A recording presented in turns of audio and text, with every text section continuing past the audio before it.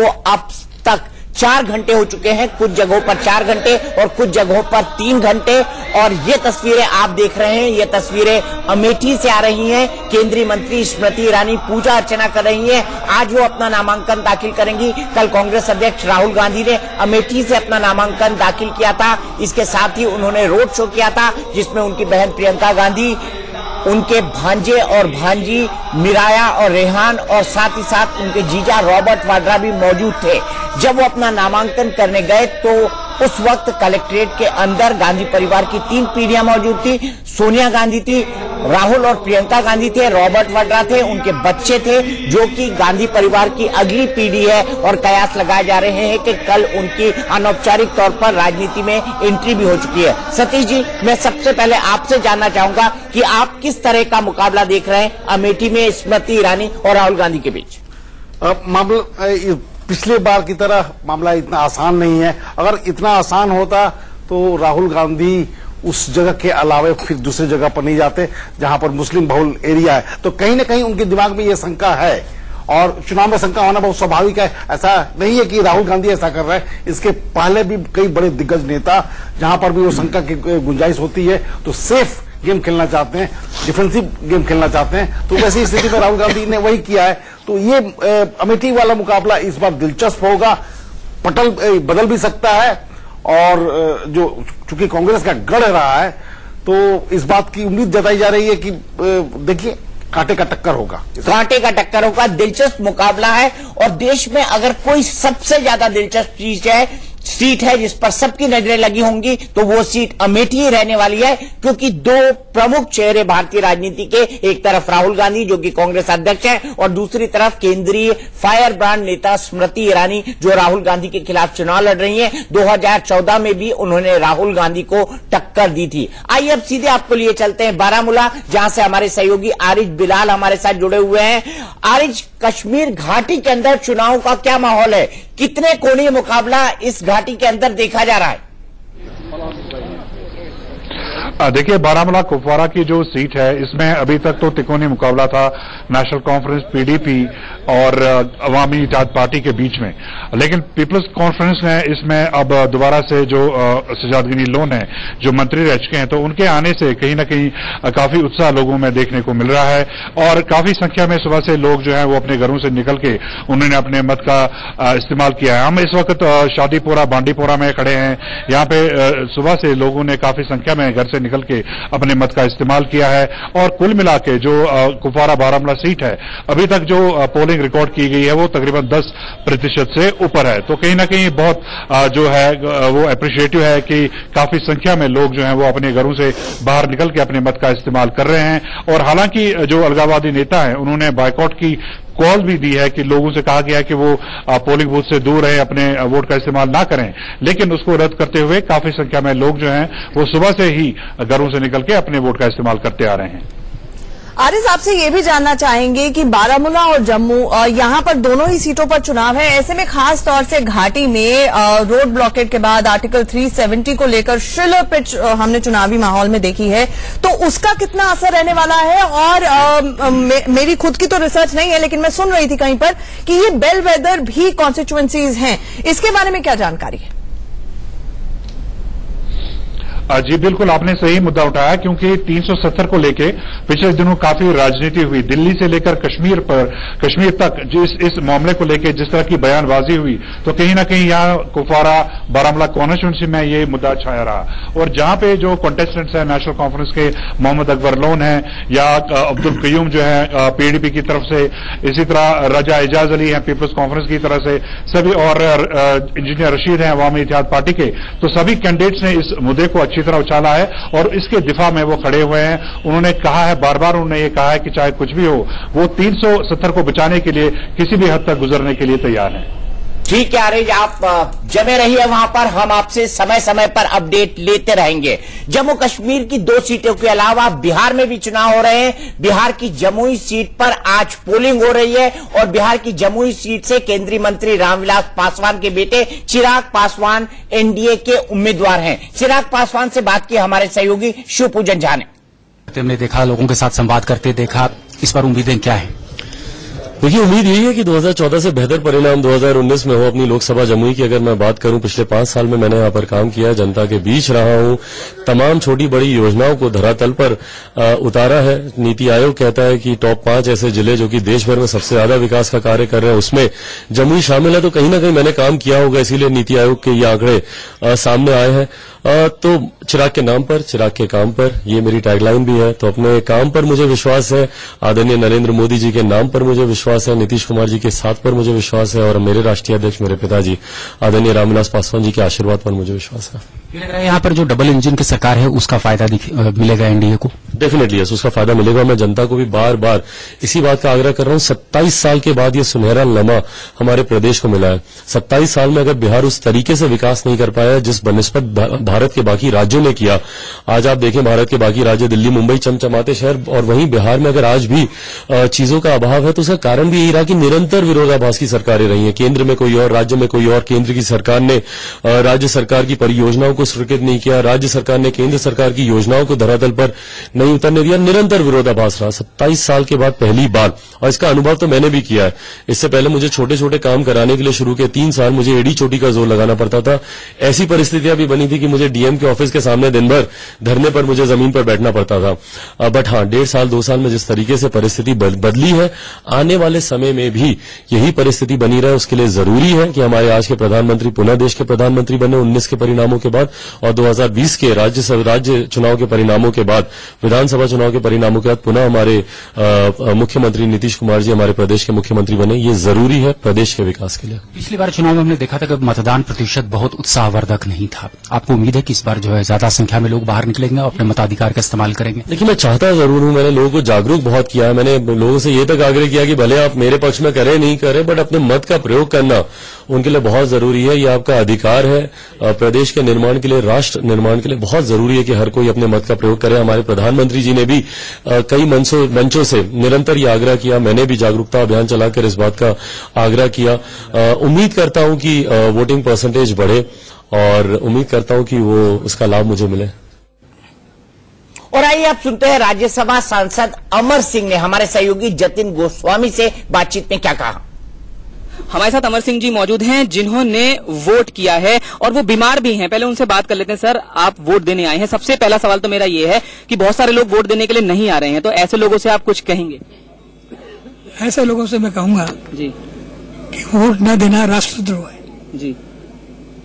यही एक ताकत है, यही लोकशाही की लाठी है जी, यही वो तलवार है जी, जिससे आप भ्रष्टाचारियों का, उन जनप्रतिनिधियों का जी, सवाल जवाब हिसाब ले सकते हैं जी, जो आपके काम नहीं आए। सर, महागठबंधन को कैसे देख रहे हैं इस बार? कौन सा महागठबंधन? जिसके लिए कहा जा रहा है कि वो महागठबंधन है। महागठबंधन जिसमें आदरणीय राहुल जी ममता जी राहुल जी को जी मलम्मत कर रहे हैं, वो महागठबंधन जिसमें कांग्रेस के बड़े नेता कह रहे हैं ये हमारा झगड़ा चलता रहता है जी ये इब्तदा इश्क है, जी आज समझौता नहीं हुआ है, कल हो जाएगा। और वो कहते हैं कि भाई दूर हटो, हम जीवन में कांग्रेस के साथ कभी नहीं जाएंगे। ये उधर से गाना हो रहा है कि हम तो तेरे आशिक हैं, सदियों पुराने, चाहे तू माने चाहे ना। सर, आपका एनालिसिस क्या कह रहा है? ये चुनाव देश का चुनाव है जी, देश बचाने और देश बनाने का चुनाव है। देश रहेगा तो अमर सिंह रहेंगे, हम बीमार रहेंगे, स्वस्थ रहेंगे, जिंदा रहेंगे, मरेंगे, ये गौर प्रश्न है। आपका एनालिसिस मैं ये जानना चाह रहा था, क्या मोदी रिपीट हो, ऐसा आपका एनालिसिस है क्या? मर्द रिपीट हो, भारत माँ का लाल रिपीट हो, जिसने पहली बार दुश्मनों की सीमा में जाकर उनके दांत खट्टे किए। आंचल, पुराने फिल्मों के जितने गाने हैं और ऑटो और बस पे लिखे जितने शेर, ऑटो और बस पर लिखे जो शेर होते हैं, चलती है गाड़ी उड़ती है धूल जी, हसीना के माथे पर गुलाब का फूल, ये जो शेर होते हैं वो सब अमर सिंह इस बार ही तो। लेकिन अमर सिंह कह रहे हैं डालो कमल पे, कमल के फूल पे वोट। यहाँ पे उन्होंने साफ तौर पर यही कहने की कोशिश की है। मुझे लगता है बीजेपी के किसी व्यक्ति ने वोट मांगे हो या नहीं मांगे हो आज सुबह से, लेकिन उन्होंने मोदी जी के लिए वोट और यहाँ पर एयर स्ट्राइक का भी जिक्र कर दिया। मुझे लगता है आपने ट्विटर पर उनका प्रोफाइल फोटो नहीं लिखा है, देखा है। हाँ। उस प्रोफाइल फोटो के आगे लिखा हुआ है चौकीदार अमर सिंह। अच्छा। तो आप समझ सकती हैं कि कितने नए नए बने हुए चौकीदार हैं वो। अभी उनका समाजवादी पार्टी से मोहभंग हो चुका है। जयाप्रदा को उन्होंने भेज दिया है समाजवादी पार्टी से भारतीय जनता पार्टी में। वो चुनाव लड़ रही हैं, यहां पर बैठकर उनका चुनाव भी मैनेज कर रहे हैं और साथ ही साथ वोट डाल रहे हैं। तो मल्टीटास्किंग के अमर सिंह एक्सपर्ट है। दीपक भाई, लेकिन आपने जो कहा कि ऑटो, ट्रक, बसों के पीछे जो लिखा रहता है, जुमले जो होते हैं, शायरी जो होती है, उसमें एक बड़ी प्रचलित है, बुरी नजर वाले तेरा मुंह काला। तो वो तो सबको बोलते हैं वो। अगर थोड़ी देर जतिन गोस्वामी उनसे और बात करते तो वो कहते थे बुरी नजर वाला तेरा मुंह काला। और इसी बात पर चलते हैं सीधे हम बिहार के गया में, जहां से हमारे सहयोगी राकेश कुमार सिंह मौजूद है। राकेश, गया में क्या माहौल है इस वक्त मतदान का?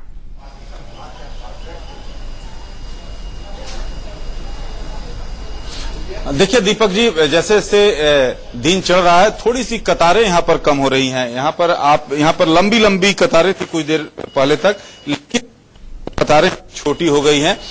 ये जरूर जो स्थानीय प्रशासन की ओर से लगातार ये घोषणा की जा रही है कि लोग आएं, घर से निकलकर आएं और अपने मत का प्रयोग करें। यहाँ पर जो तापमान है वो काफी बढ़ रहा है। हमारे साथ आप ये बताइए, क्या किन मुद्दों को ध्यान में रखकर अपने मत का प्रयोग? लोकसभा में तो सर राष्ट्रीय मुद्दा ही मेन होता है। क्या राष्ट्रीय सुरक्षा, प्रधानमंत्री के चेहरा, कौन ऐसे मुद्दे? राष्ट्रीय सुरक्षा और देश के लिए काम करने वाला प्रधानमंत्री चाहिए देश को। दीपक जी, ये साफ तौर पर देख सकते हैं यहाँ पर जो लोग हैं, राष्ट्रीय सुरक्षा अहम मसला है। तो कतारें जो है दीपक जी यहाँ पर जैसे दिन अभी दिन के 11 बजे हैं और लोगों की जो कतारें हैं, जो सुबह में लंबी लंबी कतारें थी, थोड़ी सी घटी हैं यहाँ पर दीपक जी। चलिए राकेश, आप नजर बनाए रखिए। गया से हम पल पल की अपडेट लेते रहेंगे। लेकिन अभी तक जो लोग वोट डालने के लिए अपने घर से नहीं निकले हैं, उनसे हमारी अपील है कि वोट जरूर डालें, क्योंकि आपके एक वोट में ताकत है सरकार बदलने की। आपके एक वोट में ताकत है सरकार बनाने की और सरकार गिराने की भी। एक ब्रेक के बाद तुरंत हाजिर होते हैं। 91 सीटों पर वोट डाले जा रहे हैं। हम आप टेलीविजन स्क्रीन पर आपको तमाम वीवीआईपी कॉन्स्टिट्यूएंसीज की फोटो दिखा रहे हैं, जहां पर वीवीआईपीज भी बड़ी तादाद में उभर कर अपने मतदान का प्रयोग कर रहे हैं, अपने मत का प्रयोग कर रहे हैं, वोट डाल रहे हैं। यहां पर आप तस्वीरों में देख सकते हैं नितिन गडकरी, प्रफुल्ल पटेल, जगन मोहन रेड्डी, चंद्रबाबू नायडू, वीके सिंह, मोहन भागवत और असदुद्दीन ओवैसी भी वोट डालने के लिए पहुंचे हैं। हमारे साथ कांग्रेस के मुकेश नायक लगातार जुड़े हुए हैं। मुकेश जी, अगर 91 सीटों की बात की जाए 2014 में, तो कांग्रेस के खाते में सिर्फ 7 सीटें आई थी। तो क्या माना जाए कि कांग्रेस बॉटम आउट कर गई है और अब इससे बुरा तो हो नहीं सकता, तो इससे कितना अच्छा हो सकता है ये बता दीजिए।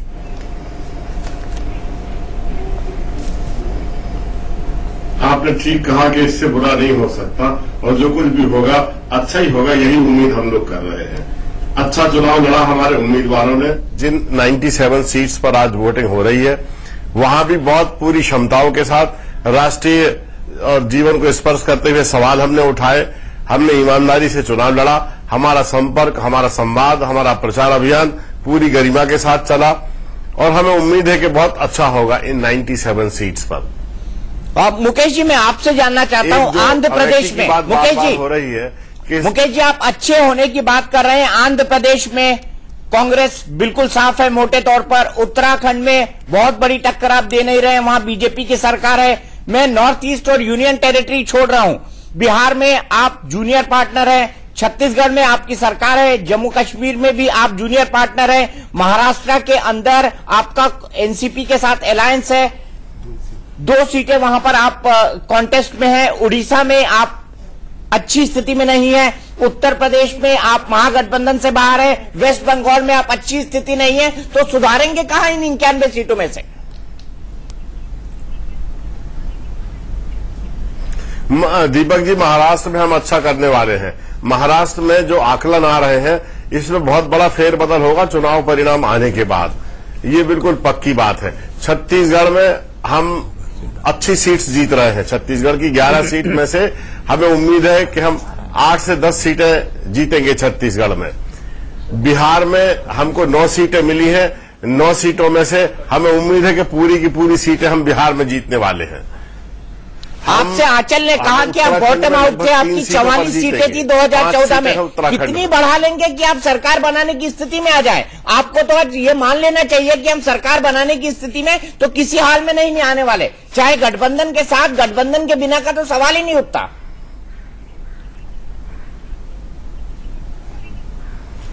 दीपक ji, single largest party Congress party होगी इस चुनाव में, और जो कुछ भी ध्रुवीकरण होंगे कांग्रेस के आसपास होंगे, जो कुछ भी राजनीतिक समीकरण बनेंगे उसमें कांग्रेस केंद्र बिंदु होगा। कितनी सीटें देंगे मुकेश नायक जी अपने आप को, फिर चलिए ये भी बता दीजिए।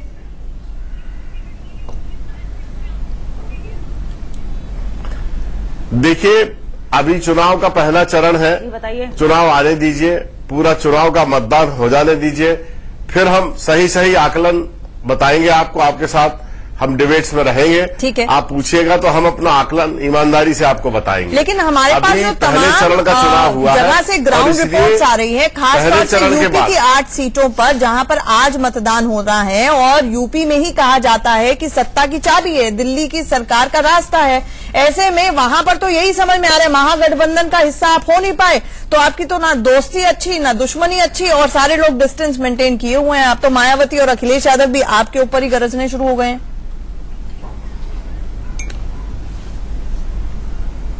नहीं, इसलिए मायावती ऐसा करती हैं क्योंकि कांग्रेस और उनका वोट बैंक बिल्कुल एक जैसा है। उन्हें डर है कि कांग्रेस के आसपास ज्यादा रहे तो उनका जो पारंपरिक वोट है वो उनके हाथ से छिटक सकता है, इसलिए वो कांग्रेस से परहेज करती हैं।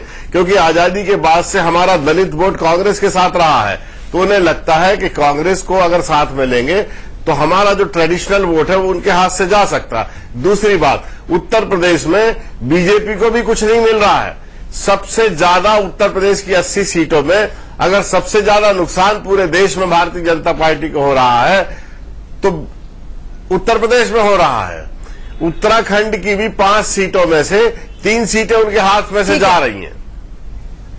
श्वेता शालिनी जी, एक क्विक कमेंट सतीश जी से ले लेते हैं, क्योंकि उनको भी शायद कहीं जाना होगा, 12 बजे उनका भी टाइम खत्म हो रहा है। सतीश जी, मैं आपसे जानना चाहता हूं, सिंगल लार्जेस्ट पार्टी बनने की बात कर रहे हैं मुकेश नायक यहाँ पर, आपको लगता है कि ये दिवा स्वप्न तो नहीं देख रहे? बिल्कुल दिवा स्वप्न देख रहे हैं। आपने उनसे पूछा कि आपने सारे स्टेट के नाम गिना दिए कि कहां पर आप अपनी संख्या को बढ़ाएंगे, वो बताने में विफल रहे। न तो यूपी, न बिहार, न दिल्ली, किसी भी स्टेट में वो बता दें कि जहां पर कांग्रेस का गढ़ रहा करता था, आंध्र प्रदेश हो या तेलंगाना हो, वहां पर कांग्रेस की सीटें बढ़ेगी। तो ये निश्चित रूप से ये दिवा स्वप्न देख रहा है। कांग्रेस मुश्किल से अगर अपने पिछले आंकड़े को सुधारने की कोशिश करती है तो 15-20 संख्या में इजाफा हो सकता है, उससे बेहतर स्थिति नहीं बन सकती है।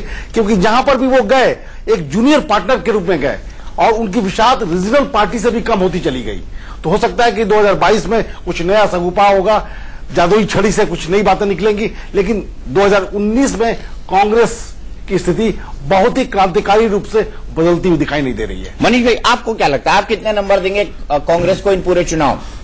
देखिए, जहां तक नंबर की बात है दीपक भाई, नंबर की बाजीगरी तो मेरे ख्याल से वोटर तय कर रहा है, लेकिन जो दिखाई देता है, जो हम लोगों के वोटर से पहले हम जैसे पत्रकारों को भी तय कर देंगे। नहीं, लेकिन हम जैसे पत्रकारों की दिक्कत ही होती है, जमीनी सच्चाई से दूर अगर टेबल पे सारे आंकड़े तय हो जाएं तो लोगों को ये लगता है कि ये सर्वे केवल पत्रकार ही कह रहे हैं। लेकिन हम लोगों ने जो सर्वे किया है वो जमीन पे जाकर किया, उसके तहत जो दिख रहा है कांग्रेस लगभग 70 से 75 के आसपास होना चाहिए, क्योंकि 3 से 4 ऐसे राज्य हैं जहां पर कांग्रेस शून्य थी, वहां वो गेन करेगी, महाराष्ट्र, गुजरात, मध्य प्रदेश, छत्तीसगढ़ और राजस्थान। तो ये उसमें इजाफा होता दिख रहा है। मनीष भाई, आपको यहां पर रोकना चाहूंगी, छोटे से ब्रेक के लिए हमें रुकना पड़ा है, जल्द लौटते हैं।